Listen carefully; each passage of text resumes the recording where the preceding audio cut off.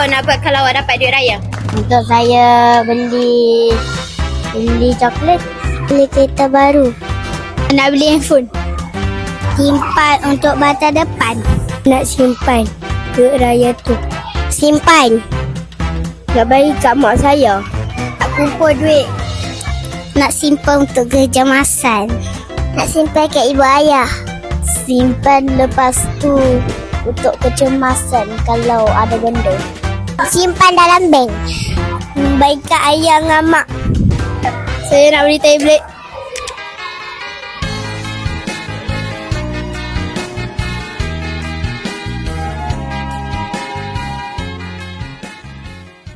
Rika nak buat apa kalau dapat duit raya?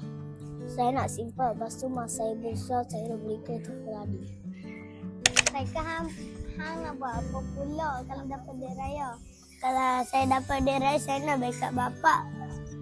Hang pula nak buat apa kalau dapat duit raya? Kami nak beli basikal. Awak pula kalau dapat duit raya nak buat apa, Ustaz?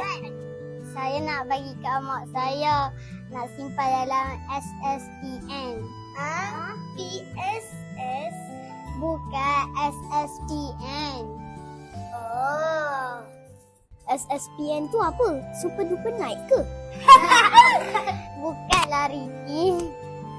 SSPN Simpanan Pendidikan Nasional.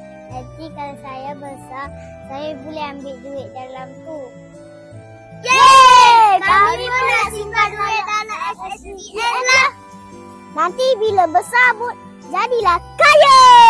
Okey.